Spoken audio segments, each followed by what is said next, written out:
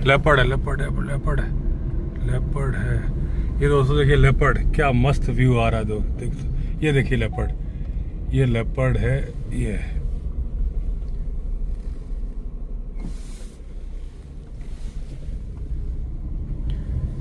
ये दोस्तों यही चिल्ला कैनाल पे मिला लेपर्ड अभी हमें। ये जगह मतलब साइटिंग वाली जगह ही है शाम के टाइम पे, और बहुत बढ़िया व्यू आया। हालांकि डैश कैम भी चालू था, लेकिन मैंने कैमरा ऑन किया नहीं था, लेकिन कैमरा ऑन करते करते भी रिकॉर्ड हो गया इसमें। आजकल स्लॉथ बेयर की साइटिंग भी बहुत हो रही है यहाँ पे लोगों को। चलो हमें लेपर्ड की हो गई। तो ये शाम का जो लेट इवनिंग का टाइम होता है दोस्तों, ये होता है इनके हंटिंग का। क्योंकि हमेशा आप देखते हो कि लेपर्ड के निकलने का टाइम 6 बजे से स्टार्ट हो जाता है, और रात के 10-11 बजे तक इनका हंटिंग टाइम होता है। शिकार नहीं मिला तो आराम करेंगे, फिर सुबह 3-4 बजे से फिर एक्टिव हो जाएंगे। शिकार ढूंढ रहा है यहाँ पे। एक बार झाड़ी के अंदर गया, फिर निकल के बाहर आया, थोड़ा सा चला, फिर वो अंदर चला गया। तो बहुत बढ़िया साइटिंग हुई है। अभी दोस्तों ऋषिकेश से निकला हूँ, सामान वगैरह लेने आया था। कल रात को मुझे इसी रोड पे दूसरी तरफ लेपर्ड दिखा था, बड़ा ही सुंदर। और दोस्तों जिम कॉर्बेट ने बोला था कि अगर सबसे सुंदर जानवर मुझसे कोई पूछो तो वो है लेपर्ड, टाइगर नहीं है। और उसका रीज़न बताया था उन्होंने, क्योंकि टाइगर के पीठ पे धारियाँ होती हैं रेडिश ब्राउन कलर पे, और ये ब्राउन कलर पे इस पे फूलों के निशान होते हैं, रोजेट बोलते हैं जिनको, यानी कि गुलाब जैसे फूलों के निशान। इंग्लिश में रोजेट और उर्दू में बोलते हैं गुलदार, यानी कि फूल। गुल का मतलब फूल। तो बहुत ही खूबसूरत जानवर है और एकदम नज़दीक से देखने को मिला। अब यही सवाल आ जाता है दोस्तों कि सड़क पे आ गया, आसपास शिकार की तलाश में था और आसपास सब गांव ही हैं, तो घूम फिर के बात वहीं आ जाएगी, ह्यूमन एनिमल कॉन्फ्लिक्ट। क्योंकि आज जितने भी प्रीडेटर्स हैं, चाहे वो टाइगर हो चाहे वो लेपर्ड हो, टाइगर भी बहुत सारे। एग्जैक्टली देखिए, जब हम परसेंटेज की बात करते हैं ना, तो एक तुक्का होता है, तुक्का, स्पेसिफिक परसेंटेज नहीं, लेकिन एक अंदाजा लगाया जाता है ना। तो बोला जाता है कि 70% के आसपास टाइगर भी, चाहे वो लायन हो चाहे वो लेपर्ड हो। लेपर्ड के मामले में तो मेरे ख्याल से और ज़्यादा नंबर होगा परसेंटेज में, कि जो डोमेस्टिक कैटल पे डिपेंडेंट हैं आजकल, कि उनके भोजन का मेन पार्ट जंगली जानवर नहीं है, अब उनके भोजन का मेन पार्ट हो गया है डोमेस्टिक कैटल। अगर तो कोई मेन कोर एरिया में रह रहा है जानवर, जैसे घने जंगल के बीच की टेरिटरी है जो कि डोमिनेंट मेल है, उसके पास तो जंगली जानवर का ऑप्शन है, तो वो तो 100% डिपेंडेंट है वाइल्ड एनिमल्स पे। लेकिन जब हम बोलते हैं ना कि 70%, एक मैंने पहले ही बताया कि अंदाजा है, और उसमें 30% ऐसे हैं जो कि डिपेंडेंट नहीं है। ये वही है जो कि बिल्कुल स्ट्रांग है, जिनके पास बढ़िया टेरिटरी है, जहाँ वाइल्ड लाइफ बहुत ज़्यादा है, पानी का भी साधन है, ग्रासलैंड्स भी बहुत सारे हैं, तो वो तो जंगली जानवर खाते हैं। लेकिन जो टाइगर मेन टेरिटरी पे कैप्चर नहीं कर पाते, वो आसपास बफर एरिया की तरफ जाते हैं। आज भी अगर आप गवर्नमेंट के आंकड़े देखोगे तो गवर्नमेंट के अकॉर्डिंग 35% टाइगर ऐसे हैं जो कि नेशनल पार्क के बाहर हैं, यानी कि बफर एरिया में है। और बफर एरिया का मतलब है कि वो एरिया वो है जिसे कि इंसान भी इस्तेमाल करते हैं और जानवर भी करते हैं, यानी कि ग्रेजिंग, पशु चराना, इस तरह की चीज़ें होती है। तो वो ज़्यादातर वो जो दूसरे कमज़ोर या जो अभी तक डोमिनेंट बन नहीं पाए या बनने की प्रोसेस में है, वो डोमेस्टिक कैटल का शिकार बहुत करते हैं। लेपर्ड के केस में तो बहुत ज़्यादा होता है नंबर, मेरे ख्याल से अगर एवरेज 70% निकाला जाएगा ना, तो लेपर्ड के केस में, आप अंदाज़ा बता रहा हूँ, 85%। और जब मैं अंदाज़ा बता रहा हूँ तो अंदाज़ा ही है, क्योंकि मेरे पास ऐसा कोई जरिया नहीं है कि मैं कोई स्पेसिफिक आपको नंबर्स बताऊँ, एक बस समझाने के लिए बोल रहा हूँ। तो जो ह्यूमन एनिमल कॉन्फ्लिक्ट के बारे में हम दोस्तों कितनी बार चर्चा करते रहते हैं अपने इस पे, और बेसिकली चर्चा मैं जानबूझ के करता हूँ, क्योंकि वही एक चीज़ है कि देखिए अगर हमने वाइल्ड लाइफ का चैनल बनाया, अभी फ़ोन आ गया था एक्चुअली, जो प्रधान जी है ना वो मेरा वेट कर रहे हैं आगे, मेरे साथ ही आए थे ऋषिकेश। कोई नहीं, अपनी चर्चा तो जारी रहेगी। तो दोस्तों, वाइल्ड लाइफ को आज जो टोटल एनवायरनमेंट को जो नुकसान है ना, जिसको कि हम ह्यूमन एनिमल कॉन्फ्लिक्ट का नाम दे देते हैं, उसके बारे में अगर अवेयरनेस आ जाए ना तो काफ़ी हद तक भला हो जाएगा वाइल्ड लाइफ का और इंसानों का। अगर वाइल्ड लाइफ का भला होगा तो इंसानों का भला होगा ही होगा। और इसके लिए मैंने कई बार बताया है कि एक देखिए, वाइल्ड जो ह्यूमन एनिमल कॉन्फ्लिक्ट होते हैं क्यों बढ़ रहे हैं, उसके बारे में जनरली आप चर्चा करोगे तो सारे लोग बोलेंगे भाई जंगल खत्म कर दिए, अब जानवर जाएंगे कहाँ। ठीक है ना, एक पॉइंट। तो जंगल खत्म कर दिए, जानवर जाएंगे कहाँ, इस पे चर्चा करने से क्या होगा, इस पे कुछ करने से होगा ना। और करने से क्या, देखिए जंगल में मेरे आपके हाथ में जंगल को रीस्टोर करने का बहुत बड़ा योगदान हम नहीं दे सकते।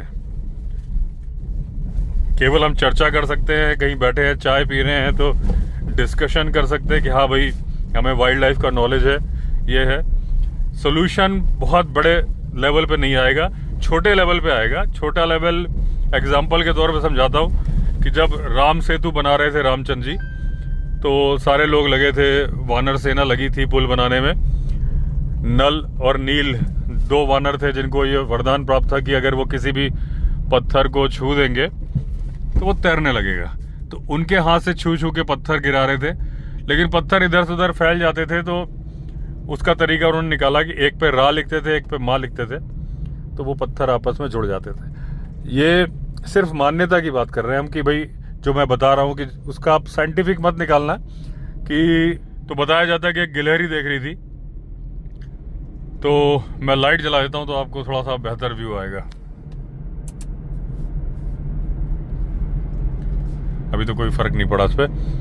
तो वो क्या करती थी कि अपनी पूंछ को पानी में, अपनी पूंछ को डुबोती थी समुद्र में और फिर रेत में लोट लगाती थी और उसके बाद वापस समुद्र में। तो उसकी पूंछ पे जितने रेत के पत्थर चिपक जाते थे तो वो योगदान दे रही थी छोटा सा।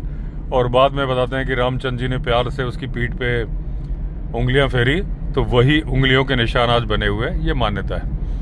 समझाने के लिए बोला है मैंने आपको, इसको आप धर्म से मत जोड़िएगा कि जितना वो गिलहरी योगदान दे सकती थी ना राम सेतु को बनाने में, बस ये जो आप फॉरेस्ट रिस्टोरेशन में जो हम आम जनता कर सकते हैं, बस उतना ही कर सकते हैं। कैसे, आप देखिए अभी जंगल, इधर भी जंगल है, इधर भी जंगल है।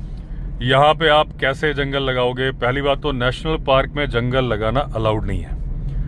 आप नेशनल पार्क में चाहो कि मैं बीज बो दूं, पेड़ लगा दूं, ये अथॉरिटी नहीं है आपको।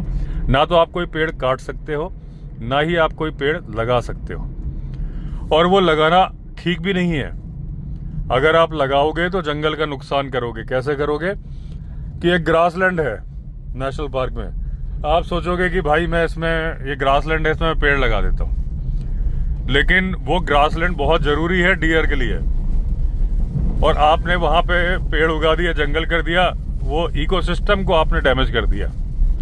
इसका एक मैं बहुत बढ़िया एग्जांपल आपको बताता हूँ। झिरना जोन का नाम सुना आपने, जिम कॉर्बेट में बड़ी फेमस जोन है आज।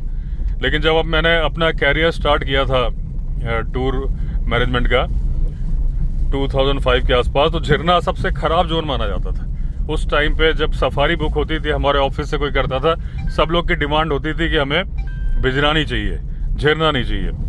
क्यों? क्योंकि झिरना, मैं पहले देख लूं कहाँ है वो प्रधान जी।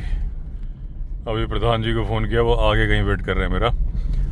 तो दोस्तों, जो झिरना जोन है पहले बिल्कुल डिमांड नहीं थी। पहले जो भी टूरिस्ट जाते थे 2005 के आसपास, यानी कि आज से 20 साल पहले, उनकी डिमांड, डिकाला तो अलग चीज़ है, डिकाला तो जो नाइट स्टे कर रहे हैं वही रह सकते थे, या फिर कैंटर सफारी, वो तो आज भी चल रहा है। जिप्सी सफारी में फर्स्ट प्रायोरिटी थी बिजरानी, उसके बाद दुर्गा देवी, फिर झिरना। तब ये ढेला जोन, फाटो, गर्जिया, ये सब होते नहीं थे उस टाइम पे। तो उसका रीजन क्या था कि झिरना जोन को लोग बेकार मानते थे। उसका रीजन था कि पहले झिरना एक गांव था, उसको जो हम कहते हैं ना कि फॉरेस्ट को रीस्टोर करना है, तो जो मैंने बोला ना कि हम लोगों के हाथ में इतना ज्यादा कुछ नहीं है।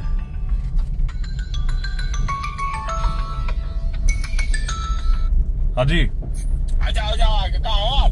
मैं आगे आ रहा हूँ इधर, अभी जहाँ ईंटें रखी है वहां पहुंच गया। हाँ ठीक है, मैं उससे थोड़े से आ जाऊँ। हाँ ठीक है, ठीक। तो जो मैंने बोला कि फॉरेस्ट को रीस्टोर करने में गिलहरी जैसा ही योगदान हो सकता है, तो मैंने गवर्नमेंट के लिए नहीं बोला, ये आम इंसान के लिए, हम आपके लिए बोला है। गवर्नमेंट तो रीस्टोर कर देती है, गवर्नमेंट जैसे गांव बाहर कर देती है, तो वो झिरना वही है, गवर्नमेंट ने रीस्टोर किया जंगल को। एक बड़ा अच्छा एग्जाम्पल है, मुझे ध्यान में आ गया। तो वो गांव को बसाया था ऐसे, आपने देखा होगा कि कान्हा में भी जब मैं सफारी करने गया था तो वहाँ बहुत बड़े बड़े ग्रासलैंड्स हैं। तो वो पहले गांव होते थे, गाइड ने बताया भी था, और उसके बाद में वो जब गांव को बसा हटा दिया वहाँ से, तो जो खेत की जगह होती थी ना, उसमें बड़े अच्छे ग्रासलैंड्स उग गए या उगा दिए गए, गवर्नमेंट ने उगा दिए। वो जानवरों के लिए बहुत अच्छा हो गया, तो वाइल्ड लाइफ बहुत अच्छी पनप गई वहाँ पे। ऐसा ही केस हुआ था झिरना में कि जब वहां से गांव हटा दिए गए तो जो खेत थे वो बड़े अच्छे ग्रासलैंड बन गए। तो वहां वाइल्ड लाइफ बहुत अच्छी पनपी, और इतनी बढ़िया पनपी कि मतलब मुझे उस टाइम पे मुझे बताया गया था, जरूरी नहीं कि बात ऑथेंटिक हो, लेकिन जो मेरी जानकारी में वो बता रहा हूँ कि बिजरानी की भी वाइल्ड लाइफ मूव कर गई झिरना की तरफ, क्योंकि ग्रासलैंड्स इतने बढ़िया हो गए।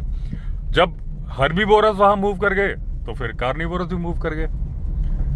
तो इस तरीके से एक टाइम पे जो बहुत ही खराब सफारी जोन मानी जाती थी, आज वो बहुत अच्छी मानी जाती है टाइगर साइटिंग के लिए। अच्छा, यही वजह है कि जो झिरना सफारी जोन है ये बारिशों में भी खुला रहता है, क्योंकि वो पहले कभी गांव होता था, तो वहां जो है सफारी करने के रास्ते बेटर हैं, इसलिए मॉनसून में जब बिजरानी बंद हो जाता है। अदरवाइज क्या रीजन है कि ये मिल गए प्रधान जी।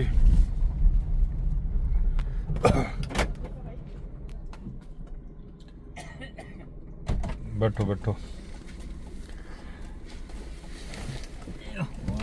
मैं वीडियो बनाते हुए चल रहा हूँ, ठीक है? अच्छा ठीक है। तो दोस्तों जब ये गवर्नमेंट ने बनाया, उसको गांव को बाहर बसा दिया, ग्रासलैंड से वो बन गया, तो रास्ते तो बढ़िया रहे इसलिए। वरना क्या रीजन है कि जिम कॉर्बेट नेशनल पार्क जो एक ही मैनेजमेंट है, वो बारिश में झिरना जोन को खोल के रखते हैं और वो बिजरानी को बंद रखते हैं। और जो 1 अक्टूबर से बिजरानी को खोल देते हैं, वो ढिकाला को खोलते हैं 15 नवंबर को। उसका रीजन है कि ढिकाला बहुत ज़्यादा इंटीरियर में है, वहाँ के सफारी के रूट्स बनाने में टाइम लग जाता है। ऐसा तो नहीं कर सकते ना कि सफारी ओपन कर दी और टूरिस्ट की गाड़ी फंस गई, हाथियों ने चार्ज कर दिया, किसी की जान पे बनाए। इसी तरीके से राजा जी नेशनल पार्क है, यहाँ भी 15 नवंबर को खुलने का रीजन क्या है कि यहाँ भी बड़े उबड़ खाबड़ से रास्ते आते हैं। जैसे अगर चिल्ला सफारी जोन की बात भी करोगे तो पहले ग्रासलैंड्स आते हैं, फिर पहाड़ आता है, फिर डेंस फॉरेस्ट आता है। तो रास्ते वो पहाड़ वाले एरिया के बनाने में बड़ा टाइम लगता है, तो वो 1 अक्टूबर को चालू नहीं कर पाते उसको। तो ये वजह है, मैंने पहले भी अपने कई वीडियो में बताया कि क्या वजह है कि कहीं पे तो सफारी 1 अक्टूबर खुल जाती है, कहीं पे वो 15 नवंबर खुलती है। तो झिरना में सफारी पूरे साल चलने का वजह, मानसून में भी चलने की वजह यह है कि कभी वो गांव होता था, सरकार ने खाली करा दिया। जो खेत थे ग्रासलैंड बहुत बढ़िया बन गए, वाइल्ड लाइफ हर्बीवोरस जानवरों के मजे आ गए, इतनी बड़ी बड़ी बढ़िया घास, और उसके चलते कार्निवोरस आ गए। तो ये जो रिस्टोरेशन है ये गवर्नमेंट ने किया। गवर्नमेंट तो बहुत अच्छे से कर सकती है, लेकिन हम आप अगर करेंगे तो हमारी हैसियत वो गिलहरी के बराबर है जो राम सेतु में रामचंद्र जी के पुल के बनाने की जा रही थी। क्योंकि आपके पास अथॉरिटी नहीं है, आप ज्यादा से ज्यादा क्या कर दोगे? अगर आपके पास एक प्राइवेट लैंड पड़ी है जंगल के पास में, तो आप उसमें प्लांटेशन कर दोगे, ठीक है ना? वो जब करोगे तो उसके कुछ पॉजिटिव इम्पैक्ट होंगे, कुछ नेगेटिव भी होंगे। पॉजिटिव ये है कि आपने अच्छा काम कर दिया, नेगेटिव ये है कि उसके चलते अगर आपने अपने खेत में किया ना, पड़ोस वाला ऑब्जेक्शन उठाएगा कि भाई तुम्हारे चलते जानवर आ रहे हैं, हमारी फसल को खा रहे हैं। तो हम आप कर सकते हैं प्लांटेशन, जहाँ पे कुछ बंजर जमीन है कर सकते हैं, लेकिन बहुत बड़ा इम्पैक्ट नहीं है। ह्यूमन एनिमल कॉन्फ्लिक्ट को रोकने में जो एक मेजर कारण है कि जंगल कम हो गए, सरकार कर सकती, हम आप नहीं कर सकते। लेकिन यहाँ पे जो हम डिस्कशन कर रहे हैं वो कर रहे हैं जो हम आप कर सकते हैं। जो काम सरकार का है उसमें हम क्या करेंगे। इसी तरीके से दूसरा हो गया कि जी गांव बस गए, जंगल के अंदर गांव बस गए। देखिए जो बस गए तो बस गए, क्या आप उन्हें खाली करा सकते हो? जो अवैध गांव है उन्हें तो आप खाली करा सकते हो, ठीक है। जो जैसे मान लीजिए कई जगह सरिस्का में खाली करा है, बहुत सारे नेशनल पार्क में गांव खाली कराए गए हैं। लेकिन वो जो देखिए सामने जानवर है इस जगह पे आज, अरे बाप रे बहुत बड़ा हर्ड है ये। शायद ये एक तो ये सांबर डियर खड़ा है, देखिए बहुत बड़ा सा इस जगह पे रेगुलर घूम रहा है। और आगे है ये देखिए भागा यहाँ से, और आगे है स्पॉटेड डियर ये। तो इसीलिए टाइगर की मूवमेंट बहुत ज्यादा बढ़ रही है दोस्तों यहाँ पे, क्योंकि ये हर्बीवोरस जानवर बढ़ रहा है। अच्छी बात है, ये खराब बात नहीं है, लेकिन ये भी ह्यूमन एनिमल कॉन्फ्लिक्ट का कारण है। यहाँ देखिए दिख रहे होंगे आपको, ये अब पास में कौड़िया गांव है। अब रात को ये जाएंगे फसलों के चक्कर में, तो आदमी से इसका कॉन्फ्लिक्ट होगा ना। तो ह्यूमन एनिमल कॉन्फ्लिक्ट सिर्फ टाइगर, लेपर्ड से और हाथी से नहीं होता, डियर से भी होता है। तो जो मैं आपको बता रहा था कि मान लीजिए गांव है, तो उसमें आप क्या कर सकते हो। जो गांव प्रॉपर गांव है, क्योंकि वाइल्ड लाइफ मैंने आपको पहले बताया कि 70% जानवर आज डोमेस्टिक कैटल, गाय बैल भैंस बकरी कुत्ते, इन पे डिपेंडेंट है। तो आप गांव को जितना दूर ले जाओगे वाइल्ड लाइफ उतने नजदीक आती जाएगी। ये सोल्यूशन नहीं है कि आप गांव हटा दोगे। जंगल के बीच में थे, मान लीजिए वन गुजरों की बस्ती थी, उनको सरकार हटा के एस्टेब्लिश कर रही, वो अलग बात है। या कभी नेशनल पार्क डिक्लेयर किया और उसके बीच में गांव आ गया, जैसे कि कूनो नेशनल पार्क के आसपास भी हुआ था कि गांवों से बातचीत करके ऐसा हटाया गया था, और बहुत सारे नेशनल पार्क में किया गया। अगर मैं वो डिस्कशन करने लगूंगा ना तो अपने टॉपिक से भटक जाऊंगा, क्योंकि आज मेरे दिमाग में बड़ी इंपॉर्टेंट बात आई है। तो गांव को हटाना सोल्यूशन नहीं है कि गांव को ये एक मैग्नेट की तरह, चुंबक की तरह है कि चुंबक हटाओगे लोहा पीछे पीछे आएगा। इस तरह से गांव को जहां ले जाओगे, इसका एक एग्जांपल मैं रिमाइंड करा दूं, हालांकि मैंने पहले बताया है कि गुजरात में गिर नेशनल पार्क में मालधारी लोग रहते थे। जैसे यहाँ राजाजी नेशनल पार्क में वन गुजर रहते हैं, वो मालधारी थे। तो जंगल के बीचों बीच रहते थे और लायन अक्सर उनकी भैंसें मार देते थे। बदले की कार्रवाई वो क्यों नहीं करते थे कि सरकार उनको मुआवजा दे देती थी। लेकिन धीरे धीरे मुख्य धारा में आने के लिए, जैसे कि अभी मैं वन गुजरों की शादी में गया था, तो आज जब मैं ये वीडियो शूट कर रहा हूँ तो आज रात को वही वीडियो पब्लिश होगा वन गुजरों की शादी का। उसमें उन्होंने अपनी समस्याएं भी बताई है कि वो चाहते हैं, क्योंकि उनके बच्चे जाते हैं जंगल में 3-3 किलोमीटर पढ़ने जाते हैं, गांव के पास में हाथी कई बार दौड़ा लेते हैं, प्रॉब्लम होता है। तो इसी तरह से मालधारी लोग भी मुख्य धारा में आना चाहते थे। आगे गांव से दूर बसे तो धीरे धीरे लायन भी गांव जंगल छोड़ के गांव की तरफ आ गए, क्योंकि उन्हें भैंसें मिलनी बंद हो गई और डियर को मारने में मेहनत करनी पड़ती है। एक डियर को मारोगे तो जितना खाना मिलेगा, अगर एक भैंस या गाय को मार दोगे तो ज्यादा खाना मिलेगा, गाय भाग भी नहीं पाती। तो गांव को जंगल के से हटा देना सोल्यूशन नहीं है मेरे ख्याल से, क्योंकि अपने चैनल पे तो जो मैं बोलता हूँ वो मेरा अपना ही ख्याल होगा, व्यक्तिगत है ना। तो आप जैसे जैसे गांव को जितनी दूर ले जाओगे, ये लेपर्ड ये टाइगर उतना जाएंगे उसके नजदीक, क्योंकि उनको वहां इजी मील मिलता है। ह्यूमन एनिमल कॉन्फ्लिक्ट गांव को हटाने से नहीं हटेगा। आज देखिए सामने आजकल बड़ी अच्छी वाइल्ड लाइफ दिख रही है, सामने भी आंखें चमक रही हैं, अगर आपको दिख रही होंगी, गाड़ी की हेडलाइट नहीं जाएगी। सांबर डियर ही है, और सांबर डियर काफी सारे बढ़ गए हैं, इसका मतलब है टाइगर का पर्याप्त मात्रा में भोजन है। तो अब दूसरा दोस्तों की ये भी प्रॉब्लम वो हो गई जो हमारे हाथ में नहीं है, क्योंकि पहली बात तो गांव आप हटा नहीं सकते, गवर्नमेंट हटा सकती है अगर हटाने लायक गांव है, अवैध गांव है तो।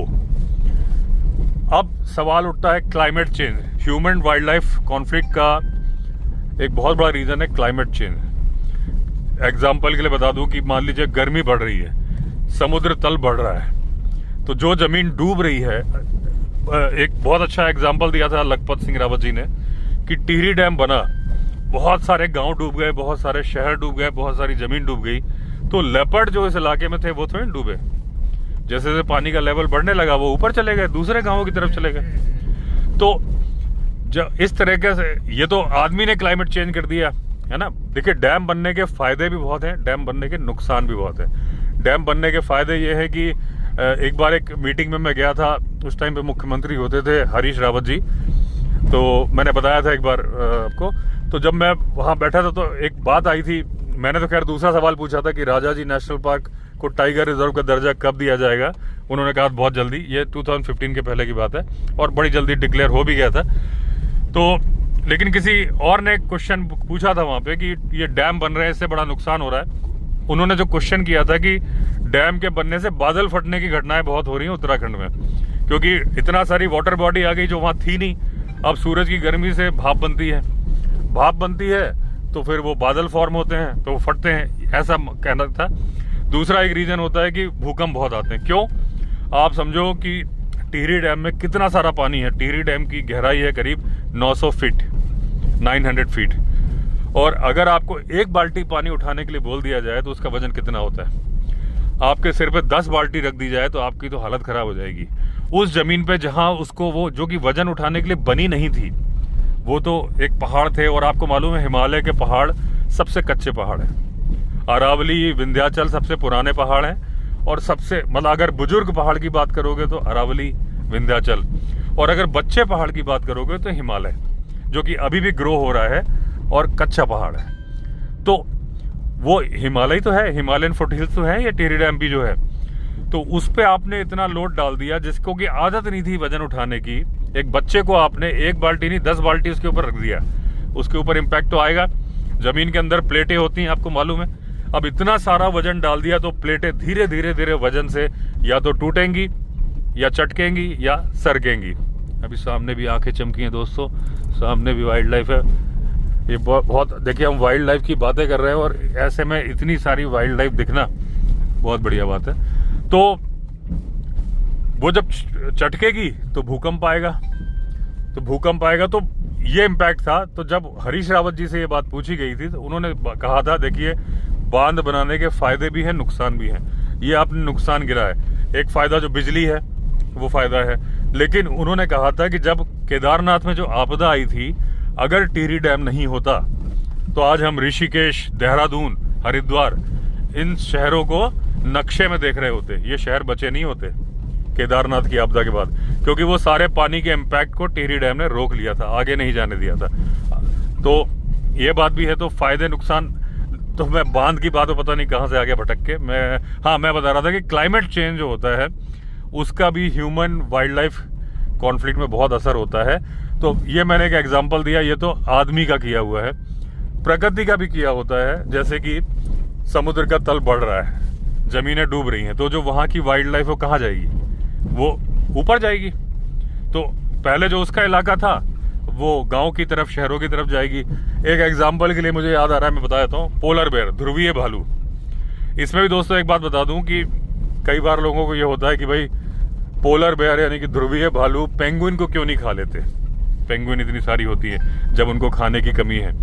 देखिए दोस्तों, पेंगुइन मिलती है साउथ पोल में, अंटार्कटिका में, और पोलर बेयर मिलता है नॉर्थ पोल पे, आर्कटिक रीजन में। ये दोनों रहते बर्फ में है, लेकिन एक पृथ्वी के ऊपर, एक पृथ्वी के नीचे, इनका आपस में कोई मेल जोल नहीं है। तो अगर पोलर बेयर की बात करेंगे कि बर्फ पिघल रही है, तो वो अभी बीच में एक भालू आ गया था, पोलर बेयर, मेरे ग्रीनलैंड में आ गया था कि आइसलैंड में आ गया था। तो एक ही था और वो पूरा गांव खाली हो गया था, लेकिन अकेली एक लेडी रहती थी वहाँ पे, और वहाँ की पुलिस ने इमीडिएटली शूट कर दिया था, ये मान के कि इस अकेली लेडी की जान कोई खतरा है। अभी तक उसने कोई अटैक किया नहीं था, लेकिन उनका कहना था कि इसको खाना तो मिलेगा नहीं यहाँ पे, तो पक्का इंसान को मारेगा। तो उस इंसान की जान को बचाने के लिए उस पोलर बेयर को मार दिया गया था। हमारे यहाँ ऐसा नहीं होता। हमारे यहाँ अगर टाइगर भी मैन ईटर होता है तो NTCA की परमिशन लगती है। अगर ये आपका लेपर्ड भी मैन ईटर होता है तो ऐसा नहीं है कि DFO के हाथ पावर है, परमिशन ऊपर से आती है, चीफ वाइल्ड लाइफ वार्डन से आती है। इसमें मेरे ख्याल से NTCA इन्वॉल्व नहीं होता क्योंकि टाइगर नहीं है, लेकिन परमिशन लगती है। ऐसा नहीं है कि अगर फॉरेस्ट ऑफिसर कोई जा रहा है तो उसको अथॉरिटी है कि गोली मार दे, ऑन द स्पॉट डिसीजन नहीं ले सकता। पुलिस को तो बिल्कुल नहीं है। हालांकि अभी उदयपुर में पुलिस की गोली से लेपर्ड मरा, लेकिन वो ड्यूटी लगाई गई थी, पुलिस को ड्यूटी लगाई गई थी, पावर दिए गए थे। तो वहां पे मार दिया उन्होंने एक पोलर बेयर को, ये मान के कि कल को खतरा बन जाएगा। तो ये भी तो ह्यूमन वाइल्ड लाइफ कॉन्फ्लिक्ट ही था, और ये जो उसका रीजन था कि बर्फ पिघल रही थी। उस भालू का कोई कसूर नहीं था, कसूर ये था कि बर्फ पिघल रही थी, उसको खाना नहीं मिल रहा था उसकी जगह। क्योंकि देखिए जब बर्फ पिघलेगी तो उसकी जमीन कम हो जाएगी ना, बर्फ पे रहता है वो। और पानी जो है, ऐसा नहीं कि वो तैर नहीं लेता, बहुत बढ़िया तरीके से तैर लेता है, लेकिन जो पोलर बेयर होता है उसके जो बाल होते हैं ना, जो हमको दिखता है पोलर बेयर सफेद रंग का, लेकिन एक्चुअली सफेद रंग का नहीं होता, वो ट्रांसपेरेंट कलर का होता है। और दोस्तों मैं एक खास बात बता दूं, पोलर बेयर की जो स्किन होती है ना, काले रंग की होती है। अगर आप उसके पैर देखोगे, पैरों के वो काले होंगे। अगर आप उसकी स्किन को उतारोगे ना उस तरह से, काले रंग की निकलेगी। जैसे टाइगर की स्किन को अगर आप उतारोगे तो टाइगर की स्किन उसी कलर की निकलेगी, जैसे कि क्रीम कलर की निकलेगी, लेकिन उस पर जहां जहां काली धारियां, स्किन पे भी काली धारियां मिलेंगी। तो वो पोलर बेयर की ब्लैक स्किन होती है। नाक भी देखोगे तो ब्लैक है, क्योंकि वो हवा का इम्पैक्ट होता है। जब बाल इतने आपस में जुड़े हुए होते हैं तो वो हमें वाइट लगता है। तो जब वो पानी में तैरता है तो उसके बालों, जो उसके बाल जो एक वो बनाते हैं ना, एक वो बना लेते हैं क्या, आपस में जुड़ के एक हवा को पैक कर लेते हैं, जिसकी वजह से उसे ठंड नहीं लगती। वो बहुत ज़्यादा देर अगर पानी में रहेगा तो उसे ठंड लगने लगती है। इसीलिए पोलर बेयर अपने बच्चों को पानी में नहीं तैराता, अगर वो तैराएगा तो बच्चे मर जाएंगे। तो पोलर बेयर की एक लिमिट है पानी में तैरने की। अगर वो बर्फ के ऊपर आ जाएगा तो वो उसकी सूख जाएगा, सूख क्या जाएगा, बर्फ ही जम जाएगी, तो वो उसको गर्मी नहीं, उसको ठंड नहीं लगेगी। पानी में रहेगा तो मर जाएगा, बहुत टाइम रहेगा तो उसकी मजबूरी है कि अगर बर्फ पिघल रही है तो वो जहाँ बर्फ है, जमीन है, वहाँ आए। तो अब ये जो क्लाइमेट चेंज हो रहा है दोस्तों, इसमें आप क्या कर सकते हो? ना सरकार कुछ कर सकती है, बहुत लंबे इम्पैक्ट है ना, इतने लंबे इम्पैक्ट है कि वो 300 साल बाद उसका असर दिखेगा। तो फिर वो बहुत लंबा इम्पैक्ट हो गया। हालांकि अगर देखिए मैं भटक गया हूँ अपने टॉपिक से, लेकिन जो पोलर बेयर की बात है तो उसमें क्या है, वहाँ कुछ केमिकल फैक्ट्रीज वगैरह भी लगा दी हैं, वो वजह भी है बर्फ के पिघलने की। तो वो तो सरकार रोकेगी। क्लाइमेट चेंज को भी हम आप आम आदमी कुछ नहीं कर पाएंगे ज़्यादा। बस हम ये कर सकते कि हम थोड़ा अपना पोल्यूशन या इस तरह की चीज़ें कम करें। लेकिन मैंने बताया ना, ये सारे प्रयास उस गिलहरी के प्रयास के बराबर है जो रामचंद्र जी का राम सेतु बनाने में मदद कर रही थी। एक और रीज़न है, ये है आपका जो पोल्यूशन है, एक तो बड़ा पोल्यूशन और एक है प्लास्टिक पोल्यूशन। प्लास्टिक पोल्यूशन को रोकने में हम आप कर सकते हैं। प्लास्टिक के मैन्युफैक्चरिंग पे तो हम कुछ नहीं कर सकते, रोकना नहीं रोकना भी गवर्नमेंट के हाथ में है। अगर वो चीज़ बन के मिलेगी तो इस्तेमाल होगी। ये जो आप जंगल में घूमने आते हो, मैं जंगल में चल रहा हूँ, यहाँ पे अक्सर आपको प्लास्टिक के पैकेट पड़े मिल जाएंगे, बियर की बोतल, कैन पड़े मिल जाएंगे। अगर आप इसको नहीं फेंकोगे, ये डायरेक्ट इम्पैक्ट है जो आप ह्यूमन वाइल्ड लाइफ कॉन्फ्लिक्ट को रोक सकते हो। वो कैसे? कि जब इसको डियर खाएगा, आपने देखा एक गाय को मारा था अभी अपने वहीं पे, और 1 साल से जहाँ पे मारा था वहाँ उसके पेट से निकली हुई पॉलिथीन पड़ी हुई है। वो जो प्रेम लाला के आगे मारा था, मैंने दिखाया था, जब लेपर्ड भी नजर आया था, वो पॉलिथीन वहीं की वहीं पड़ी है। तो उस गाय को जब लेपर्ड ने मारा, उसके पेट से इतनी सारी पॉलिथीन निकली। नहीं मारा होता तो उस गाय के अंदर वो पॉलिथीन कैरी कर रही थी। ऐसे ही जब आप जंगल में कुछ फेंक देते हो ना, रैपर्स, आप रैपर फेंकते हो चिप्स का, डियर उसको खा लेता है, उसको बड़ी बड़ी बढ़िया सी खुशबू आ रही होती है, ऐसा खाना जो उसने कभी खाया नहीं। ये जेसीबी आ रही कहीं से काम करके, कहाँ से आ रही है हमारे प्रधान जी को मालूम होगा, पता नहीं कहाँ से, आपको भी नहीं मालूम। तो ये दोस्तों, जब वो चिप्स के पैकेट में खुशबू आएगी वो खाएगा, वो उसको नहीं मालूम कि क्या, उसको तो उसमें तो आपने चिप्स तो आप खा गए, छोड़ी तो है नहीं, उसको तो स्मेल आ रही है, उसके साथ वो जीभ में लपेटेगा, उसको खा जाएगा। अब जब उसको खा जाएगा, उसके पेट में जमा होती जाएगी, ऐसे ही पॉलिथीन जमा होती जाएगी। अब क्या होगा, धीरे धीरे उसके पेट में दर्द होगा, डॉक्टर तो है नहीं, इलाज होगा नहीं। अब टाइगर उसके पीछे भागेगा, ये ठीक से भाग नहीं पाएगा, पकड़ लेगा, तो इसकी जान चली गई। जो अच्छे से भाग सकता था, जान चली गई आपकी वजह से, ठीक है ना। वो अगर आप अपने आप को रोक ले, डायरेक्ट इम्पैक्ट है जो मैं बता रहा हूँ। ये कोई क्लाइमेट चेंज वाली बात नहीं है, ये है पोल्यूशन। दूसरा है साउंड पोल्यूशन। और दूसरा पोल्यूशन क्या है, जैसे आप टॉर्च मारते हो, जैसे अभी हम गाड़ी से जा रहे हैं, देखिए इसका तो कुछ किया नहीं जा सकता। अगर तो आप बोलोगे कि भाई गाड़ी की लाइट बंद करके चलो, तो गाड़ी टकरा जाएगी, इसमें क्या किया जा सकता है। लेकिन अगर आप गाड़ी, और इसमें अभी आपने देखा इतनी सारी आंखें चमक रही थी, लेकिन ना तो मैंने गाड़ी उधर मोड़ी जब आपको दिखाया और हम चलते बने। उन जानवरों को भी मालूम था कि भाई ये गाड़ी इधर आने वाली, तो दूरी बना के, वो भी हैबिचुअल हैं, उन्हें मालूम है कि भाई इस रोड पे नहीं आना, यहाँ गाड़ी आती है, या उन्होंने दूर से लाइट देख ली वो साइड हो गए, ये उनकी चॉइस है। लेकिन वहाँ मैं गाड़ी रोक के टॉर्च मारूं तो उनके पास चॉइस नहीं है, उनकी आंखें चकाचौंध हो जाती हैं, उनकी रेटिना पे भी असर पड़ता है, और जब वो साइड में हो गए, अब उनके ऊपर टॉर्च आ रही है, वो सोचते हैं अब मैं कहाँ जाऊँ, ठीक है ना। फिर वो इरिटेट भी होते हैं। ये एक रीजन होता है जो हमारा आपका टकराव होता है, जो जानवर और हमारे बीच का टकराव होता है। क्योंकि दोस्तों देखिए, जब हम ह्यूमन एनिमल कॉन्फ्लिक्ट की बात करते हैं बहुत ज़्यादा चर्चा होती है, लेकिन अगर आप दिल्ली में देखोगे, क्योंकि मैं दिल्ली में तो बहुत रहा, जब मैंने इंदिरापुरम में फ्लैट खरीदा, अब तो मेरे पास 2 पार्किंग है, अपनी गाड़ी वहीं खड़ी होगी जहाँ रखनी है। दिल्ली में ऐसा नहीं होता, वहाँ 3-3 मंजिल के फ्लोर बने हुए हैं, गाड़ी की पार्किंग है नहीं, नीचे सड़क पे खड़ी करनी है, और अक्सर लोगों के झगड़े होते हैं, और वो झगड़े होंगे, कई बार मारपीट होती है, कई बार मर्डर भी हो जाते हैं, आप अखबार में सुनते होंगे, लेकिन वो खबर छपती है, चली जाती है, उस पर ऐसा कोई चर्चा नहीं होता कि हमें पार्किंग की प्रॉब्लम को निपटाने के लिए हमें चर्चा करनी है। क्यों? क्योंकि दोनों आदमी हैं, दोनों समझ सकते हैं। ह्यूमन एनिमल कॉन्फ्लिक्ट भी वही है, पड़ोसियों के बीच का संघर्ष ही है। ये जानवर जो खेतों में आ रहे हैं तो पड़ोसी तो हैं, जो गांव के आदमी रह रहे हैं, वो दिल्ली के शहरों में तो नहीं आ रहे जानवर, वो आ रहे हैं जंगल के किनारे के गांव में, तो दोनों पड़ोसी है, जंगल का जानवर और आदमी। प्रॉब्लम यह है कि आदमी को समझाया जा सकता है, जानवर को समझाया नहीं जा सकता। जानवर को समझाया जा सकता है और आदमी समझने को तैयार नहीं है। ये प्रॉब्लम है कि हम कितना ही समझा दें, लेकिन जब अब चिप्स फेंकने की बारी आएगी तो चिप्स हम फेंक देंगे, कि अकेले हमारे चिप्स फेंकने से थोड़ी ना फर्क पड़ता है, इतने सारे लोग और भी तो फेंक रहे हैं। तो ये डायरेक्ट इम्पैक्ट है कि जो आप वाइल्ड लाइफ जो डिस्टर्ब होती है, तो जो समझाना है हमें इंसानों को समझाना है, और वो काम करना है जिससे डायरेक्ट हम असर डाल सके। तो वो फर्क है कि हम ये नॉइस पोल्यूशन रोके, हम जंगल में बेवजह हॉर्न ना बजाए। वो बिदकता है जानवर। जो डियर है वो आपका कुछ बिगाड़ नहीं सकता, तो आपने हॉर्न बजा दिया, कोई बात नहीं। हाथी सामने खड़ा है, बजाओ हॉर्न, अब वो आपको कोई फर्क नहीं पड़ेगा किसको, लेकिन वो अगर सनक गया ना तो आपकी गाड़ी तोड़ देगा। ठीक है ना। जब हाथी सामने टस्कर खड़ा होता है तो बोला जाता है कि भाई साहब हॉर्न नहीं बजाना है।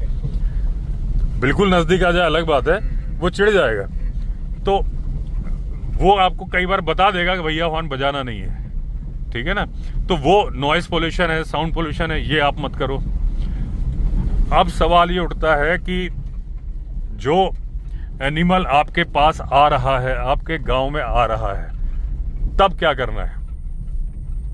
जो मान लीजिए उसने आपके जानवर को मार दिया, तो पहले क्या होता था, लोग जहर डाल देते थे। गाय मारी तो गुस्सा हो गए, अभी भी मारते हैं। अभी रिसेंटली 15 दिन के अंदर एक टाइगर मरा है, जहर से मारा गया उसको। थोड़ा सा कंट्रोवर्शियल टॉपिक चल रहा है कि वो हाथी की जो मौत हुई, जिसमें कि अफ्लाटॉक्सिन से हुई, 10 हाथियों की बांधवगढ़ में, एक मत ये चल रहा है कि उनको जहर दे के मार दिया गया। मतलब जो अफवाहें चल रही हैं, हालांकि न्यूज़पेपर में भी छपी हैं ये बातें कि भाई उनकी फसल खाने आया तो उन्होंने मार दिया, ऐसी बातें। तो ये जो चीज़ हो रही है, ये जो ह्यूमन, फिर बदले में हाथी ने आदमी मार दिया 2 वहाँ पे, है ना। तो सीन ये होता है कि इस वक्त क्या है कि जब सरकार अगर फसल का मुआवजा देती है, तो आपको ये समझना है कि देखिए सोलर फेंसिंग कराओ। सरकार, वैसे तो सरकार को करानी चाहिए, प्रैक्टिकली ये काम सरकार का है कि हर गांव जो कि इसके नज़दीक है उन्हें सोलर फेंसिंग करानी ही चाहिए, क्योंकि गरीब किसान जो अपनी फसल से अपना घर नहीं चला पा रहा, वो सोलर फेंसिंग कहाँ से कराएगा। अब वो क्या करता है, वो करंट लगा देता है। करंट लगाने से अगर टाइगर मर गया, 7 साल के लिए जेल चला गया। वो बचाने गया था 5,000 रुपए की फसल, उसकी तो जिंदगी बर्बाद हो गई। लेकिन प्रैक्टिकली वो मारना नहीं चाहता था जानवर को, वो सिर्फ अपने बच्चों के लिए फीस का इंतजाम करना चाहता था, राशन पानी खाना, 2 टाइम की रोटी। लेकिन क्योंकि फसल खा रहा था तो उसको कुछ समझ में नहीं आया, जो लोगों ने बोला उसने कर दिया। तो इसमें दोस्तों सोलर, ये बोर्ड ठीक लग रहा है। हाँ बढ़िया लग रहा है, आपकी फोटो भी लगी है। हाँ जी, सही है। मैं देख लिया। तो ये दोस्तों ये जो बोर्ड लगी है इसमें हमारे प्रधान जी की फोटो लगी है। अभी ज़्यादा दिन नहीं हुए, मुझे लगता है 10-15 दिन हुए। हाँ, 10-15। हाँ। तो उसमें दोस्तों अगर आप उसको मारोगे तो जानवर का, देखिए यहाँ पे मैं नहीं बोलता कि जानवर का कसूर है, जानवर को क्या समझ है। अगर डियर आ रहा है तो उसको तो खाना ही है कुछ ना कुछ, और इजी मील, जंगल में जानवर कम हो गए तो लेपर्ड आ रहा है, कुत्ते मार रहा है, बकरी मार रहा है, आदमी को मार रहा है। आदमी को, हाँ नहीं, आदमी को जो मार रहा है वही, उसी के लिए तो मैं इतनी बातें बोल रहा हूँ। उसमें तो तकलीफ है मुझे भी। जब वो जानवर को मार रहा है तो उसमें सरकार अगर मुआवजा बिल्कुल वैसे ही दे दे जैसे गुजरात सरकार देती है। यहाँ दिक्कत क्या होती है, यहाँ कागजी कार्रवाई बहुत ज़्यादा है। यहाँ पे जैसे गाय, मैंने एक वीडियो बनाया, एक जिम कॉर्बेट में गाय मारी थी, तो गांव वाले क्या करते हैं कि फौरन उसको कांटे से कवर करते हैं, गाय मार दी, क्योंकि उसके कान पे जो टैग लगा होता है वो भी निकाल लेते हैं कि दिखाने के लिए, फिर फॉरेस्ट वालों को बुलाते हैं। अगर तो उस गाय को टाइगर खा ले गया या ले गया जंगल में, कोई सबूत नहीं है, अब नहीं मिलेगा आपको मुआवजा। हाँ, तो उसके लिए हिम्मत का काम है ना दोस्तों कि जहाँ टाइगर ने शिकार किया है वहां आप जाओ और अपनी गाय को कवर करो। टाइगर हमला भी तो कर सकता है, ऐसे में आदमी की जान जा सकती है। और यहाँ जिस गांव में मैं चल रहा हूँ यहाँ तो बकरी मरती है, अक्सर लोग कंप्लेंट ही नहीं करते कि वो कहते हैं 5,000 की बकरी के लिए मैं 5 से 10,000 रुपये खर्चा करूंगा ना ये कानूनी कार्रवाई में, उससे अच्छा भाई 5,000 चलेगा, कोई बात नहीं। कितने गाँव वालों ने मुझे बताया। तो यहाँ पे ये रोल कायदे से सरकार का आता है कि जब गांव पास में है, और सोलर फेंसिंग में ऐसा कोई बहुत ज़्यादा खर्चा आता नहीं है, सस्ती चीज़ है। झटका मशीन 4,000 रुपये की आती है, तार आते हैं, तार में भी आपकी लिमिटेशन है, आप चाहो तो 2 तार लगा दो। अगर बड़ा जानवर आ रहा है ना, हाथी, एक ऊपर एक नीचे चला दो वो, और कम बजट है तो आप एक फेंस लगा दो नॉर्मल, उसके बीच में एक तार चला दो, तो काम तो कर देगा ना। करंट तो मारेगा, थोड़ा बहुत तो जानवर को झटका लगेगा, भाग जाएगा, दोबारा नहीं आएगा। जानवर की मेमोरी बड़ी तेज होती है। तो यहाँ पे जब मुआवजा नहीं मिलता तो इंसान कब तक अपना वो बर्दाश्त। गुजरात में क्यों नहीं होते कॉन्फ्लिक्ट? गुजरात में एकदम टाइम पे मुआवजा मिलता है, तो वो सोचते हैं चलो मर गई, क्योंकि देखिए मैंने पहले भी बताया, इमोशनल लॉस अपनी जगह है, लेकिन आर्थिक लॉस, इकोनॉमिकल लॉस जो होता है ना, वो सबसे होता है। अगर किसी को मान लीजिए गाय बड़ी प्यारी थी, उसको टाइगर ने मार दिया, वो दुखी तो होगा, लेकिन अगर उसकी पैसे उसको मिल गए, वो दूसरी गाय खरीद लाएगा, तो उसको फर्क उतना नहीं पड़ेगा, वो अपना गुस्सा पी जाएगा। लेकिन नहीं तो वो गुस्सा करेगा, वो जहर डालने की घटना या इस तरह की घटना, या फिर मुआवजा के जो, मतलब आप, अच्छा इसमें सरकार की भी गलती नहीं है मैं दोनों तरफ की बातें कर रहा हूँ। रीजन क्या है कि जो फॉरेस्ट गार्ड थे, मैंने उनसे पूछा था कि कब मुआवजा मिलेगा इन लोगों को, तो उन्होंने कहा था कि 3 साल बाद, 5 साल है, क्योंकि बोले 3 साल पहले तक के नहीं मिले। अच्छा, इतनी जो प्रक्रिया थी, सिस्टम था कि वो करना है, तो मैंने कहा इतना लंबा प्रोसीजर, तो बोले भाई साहब जो लावारिस गाय है ना, उनका भी क्लेम कर देते हैं लोग। जो जैसे लावारिस गाय मारी, वो फोटो खींचेंगे और बोल देंगे मेरी गाय मार दी, क्योंकि एक गाय मारने पे 30,000 रुपये का मुआवजा है, 30,000। तो अगर 3 लावारिस गाय मर गई, क्लेम कर दिया, 90,000 मिल जाएगा। तो अब सरकार भी क्या करे, ऐसा तो नहीं रेवड़ी बांटती रहेगी, है ना। तो ये हमारे आपके समझ जो जागृति फैलाने वाली बात है कि इसमें हम आप डायरेक्टली कुछ कर सकते हैं। कि पहली बात तो ये है कि जो सोलर फैंस है गवर्नमेंट ही करे, इसमें तो क्या कर सकते हैं। लेकिन अगर किसी के खेतों को नुकसान कर रहा है तो अवेयरनेस फैला सकते हो आप कि भाई जो एनजीओज हैं, मान लीजिए डायरेक्टली सरकार नहीं कर रही तो एनजीओज कर दे कि भाई ऐसा एक जगह है राजस्थान में, जवाई, वहां पे उन्होंने बड़े अच्छे से इस बात को इम्प्लीमेंट किया है कि लेपर्ड पहले कॉन्फ्लिक्ट होता था, लेकिन जब उन्होंने एक तो धार्मिक मान्यता से जोड़ा उसको, उन्होंने क्या किया, एक तो धार्मिक, वहाँ माता रानी का मंदिर है, तो ये माना गया कि भाई माता रानी का ही वाहन है। मतलब देखिए, माता रानी के वाहन को टाइगर को भी बोलते हैं, लायन को भी बोलते हैं, कहीं कहीं लेपर्ड को भी बोलते हैं। तो उन्होंने कहा भाई तुम्हारी बकरी को लेपर्ड ने मारा, तुम ये मान लो कि माता रानी को तुमने चढ़ावा चढ़ा दिया और तुम्हारे इस पैसे को हम देंगे। कुछ लोग हैं आगे आए वहाँ पे, तुम्हारे नुकसान की भरपाई हम करेंगे। तो फिर वो नुकसान नहीं करते ना, उनके तो भाई ठीक है, उन्होंने कहा माता रानी को चढ़ावा चढ़ गया और उनको वो लोग आके पैसा दे देते हैं। तो लोगों ने नुकसान करना बंद कर दिया। अब क्या है कि बिल्कुल बगल से लेपर्ड निकल जाएगा खेत में से, आदमी को नहीं मारेगा। उसे मालूम है कि आदमी मुझे कोई नुकसान पहुंचाता ही नहीं है। मंदिर के आपको कितने वीडियो मिल जाएंगे, पुजारी जी वहां पे दिया जला रहे हैं, बगल की रॉक में लेपर्ड बैठा है। जबकि वहां पे प्रे बेयर्स बहुत ज्यादा है नहीं। वहां अगर आप नेचुरल प्रे बेयर्स की बात करोगे तो पीकॉक ही है, बाकी डियर वगैरह बहुत कम है। ज्यादातर वो आपकी जो वॉल्केनिक रॉक्स होती है ना, क्या बोलते हैं मुझे, जो हिंदी में तो नाम मुझे याद है, आग्नेय चट्टान बोलते हैं उसको इंग्लिश में क्या बोलते हैं मुझे याद नहीं आ रहा।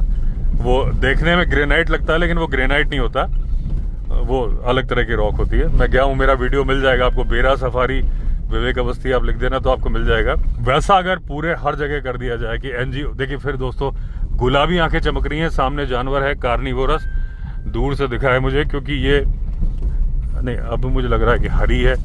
एक बार तो मुझे लगा था कि गुलाबी है। गुलाबी आंखें दोस्तों, वैसे गुलाबी वाइट पे पिंक कलर वाली टाइगर की होती है, और ऑरेंज कलर की या पिंक पे वाइट कर दो वो लेपर्ड की होती है। यहाँ चमकी थी लेकिन अभी सामने नहीं आ रही है।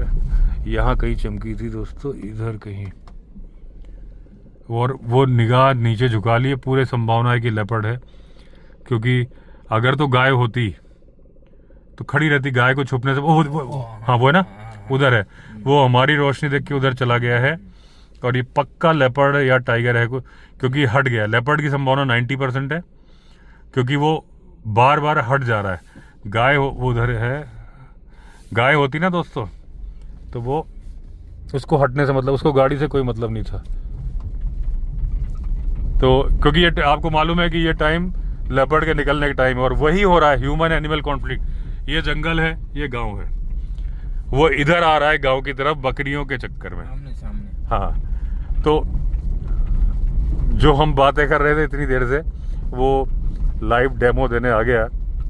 आपके गांव में कितने मारे बघेरे ने? बछड़े मारे, बहुत मारे ना, मारता रहता है। आए दिन ऐसा कोई दिन नहीं जिस दिन ना मारता ना, है ना, मतलब महीने में मार देता है कितने? महीने में तो पता नहीं कितना मार। अच्छा, मुआवजा मिलता है? मुआवजा तभी तक करेंगे जब वो कुछ करेंगे। कार्रवाई करते ही नहीं लोग ना। अब क्या, वहाँ वो करो, पड़ोसियों को बुलाओ, वो करो, दुनिया भर के नखरे हैं उनके। हाँ। ये करके लाओ, वो करके लाओ। हाँ, वही है दोस्तों, एक तो हम कर सकते हैं ना, अगर ये कानूनी प्रक्रिया थोड़ा सा इजी हो जाए, लेकिन उसमें भी थोड़ा प्रॉब्लम भी है कि लोग फर्जी भी, जब इजी हो जाता है तो बताया ना, लावारिस गाय को भी लोग बोल देते हैं कि भाई लावारिस गाय को बहुत ही कम परसेंट है। वो उधर कॉर्बेट में तो मुझे बताया कि भाई साहब इतने क्लेम आते हैं लावारिस गाय के। नहीं हाँ। ऐसे कुछ सब झूठी भाई है कि लावारिस गाय का कोई अच्छा ऐसा नहीं है। हाँ। नहीं, बिल्कुल ये तो झूठी अफवाह है ये। हाँ, तो देखिए अब ये हमारे साथ तो गांव के प्रधान बैठे हैं, इनका तो डायरेक्ट वास्ता है, तो ये बता रहे हैं कि ऐसा नहीं करते हैं। और वो वही होता है ना, एक मछली पूरे तालाब को गंदा करती है। हाँ, ये है कि एक आदमी ने कर दिया, अब वो डिपार्टमेंट ने पकड़ लिया और गेहूं के साथ घुन भी पिस जाता है। कि अब उसके चलते जितने बेचारे सीधे साधे आदमी हैं, वो जिनको कि कानूनी पचड़े में पड़ना नहीं है, वो सोचते हैं, वो जब मैंने पहले भी एक बताया तो गांव वाले बोलते हैं कि अपनी दिहाड़ी का नुकसान करो और जाओ जेब से करो, 5,000 की बकरी, 5,000 खर्चा करो, कौन जाए। तो चलिए, जो अपना दोस्तों टॉपिक चल रहा था, इसको और चर्चा करेंगे। अभी बहुत कुछ है इस बारे में बोलने के लिए, क्योंकि अब तो पहुंच गए हम। तो इस बारे में सारे लोग अवेयर हों तो बहुत डायरेक्ट इम्पैक्ट पड़ेगा, और ये वो चीज़ें हैं जिनसे हम ह्यूमन वाइल्ड लाइफ कॉन्फ्लिक्ट को रोक सकते हैं। तो चलिए, आज तो वीडियो एंड करता हूँ। अगर आपने चैनल सब्सक्राइब नहीं किया तो चैनल सब्सक्राइब कर लीजिए। चलिए फिर मिलते हैं, तब तक के लिए all the best. Vande Mataram.